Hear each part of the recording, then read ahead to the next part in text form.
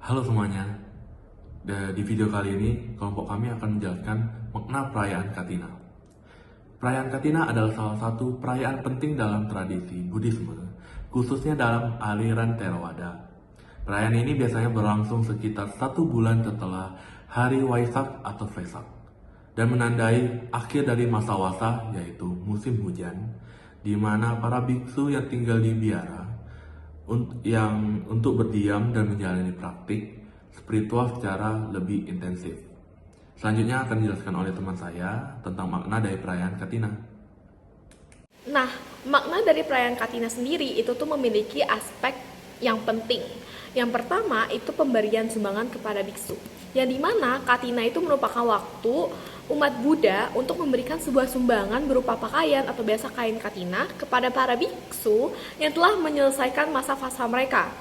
Nah, pemberian ini bukan hanya sebagai bentuk dukungan material saja, namun ini juga sebagai bentuk rasa hormat kita dan pengakuan atas dedikasi para biksu dalam menjalani kehidupan spiritual mereka.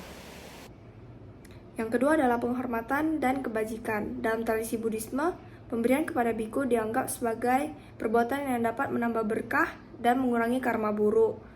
Pemberian pada waktu masa Katina dianggap memiliki nilai pahala yang lebih besar karena dilaksanakan setelah biku melaksanakan masa latihan dengan penuh disiplin dan pengabdian. Selanjutnya yang ketiga yaitu simbol persatuan dan solidaritas. Perayaan Katina juga melambangkan persatuan antara umat Buddha dan komunitas monastik. Umat memberikan bantuan kepada biksu dan biksu membimbing umat dengan ajaran Buddha. Ini menciptakan ikatan yang kuat antara kedua belah pihak dalam menjalani jalan spiritual. Oke, jadi yang keempat itu adalah sarana untuk meditasi dan perenungan. Nah, selain pemberian sumbangan, perayaan Katina juga diisi dengan berbagai kegiatan keagamaan seperti meditasi, upacara, dan pembacaan dharma. Ini adalah kesempatan bagi umat untuk memperdalam pemahaman tentang ajaran Buddha dan meningkatkan kualitas spiritual mereka. Kathina adalah perayaan tahunan dalam tradisi Buddhis yang berlangsung setelah masa fasa. Inti dari Kathina bukan hanya pada pemberian materi seperti jubah atau kebutuhan lainnya kepada para biksu, tetapi juga pada nilai-nilai spiritual yang lebih mendalam. Kathina juga mengajarkan kita pentingnya kebajikan serta pengabdian dalam mendukung ajaran Buddha. Melalui perayaan ini, umat Buddha diingatkan untuk memperkuat komitmen mereka terhadap Dharma, mempererat hubungan komunitas, dan melatih kemurahan hati serta dukungan terhadap praktik spiritual bersama. Kathina adalah simbol harmoni dan semangat kolektif dalam menjalani kehidupan yang selara dengan nilai-nilai Buddhisme. Nah, sekarang kita memasuki bagian manfaat berdana kepada Sangha. Berdana kepada Sangha memiliki banyak manfaat, baik dari segi spiritual, sosial, maupun karma. Nah, dalam ajaran Buddha, berdana dianggap sebagai suatu perbuatan kebajikan yang memiliki dampak besar bagi kehidupan spiritual seseorang. Berikut adalah beberapa manfaat berdana kepada Sangha. 1. Mendapatkan pahala.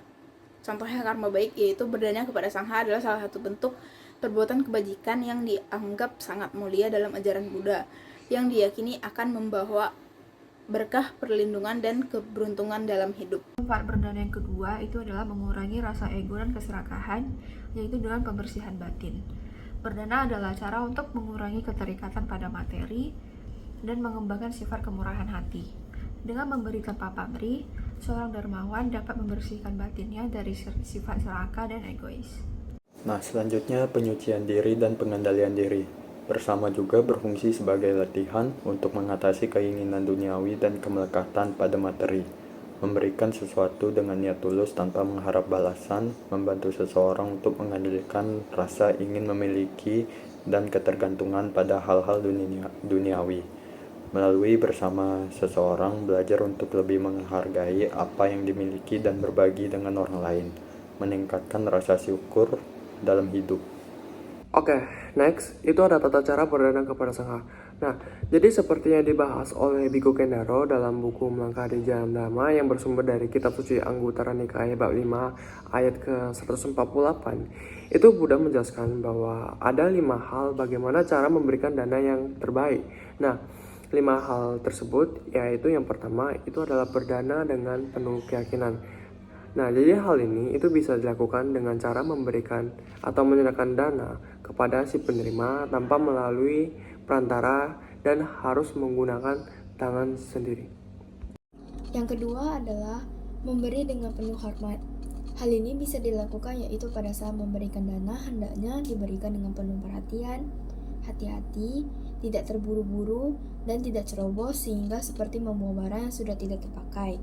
Hal ini dilakukan untuk menunjukkan penghargaan kepada penerima dana. 3. Memberi pada saat yang tepat. Memberi pada saat yang tepat dapat dilakukan yaitu pada waktu ada bencana alam, musibah, banjir, kebakaran, kelaparan, dan lain-lain.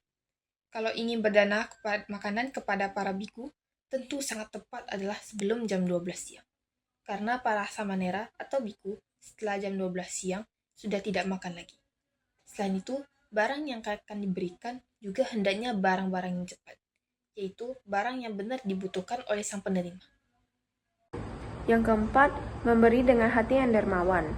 Pada saat berdana atau memberi, hendaknya dilakukan dengan hati yang dermawan, dengan perasaan senang, gembira, dan berbahagia sebelum berdana, pada saat mempersembahkan dana, dan setelah berdana. Jangan sampai ada perasaan penyesalan setelah berdana. Selanjutnya, memberi dana tanpa menjelekkan. Dalam hal ini, hendaknya setelah berdana kita mengucapkan terima kasih kepada pemberi dana karena sudah mau memberikan dana yang diberikan atau mengucapkan semoga bermanfaat untuk Anda. Semoga Anda berbahagia tanpa menjelekkan atau merendahkan pemberi dana.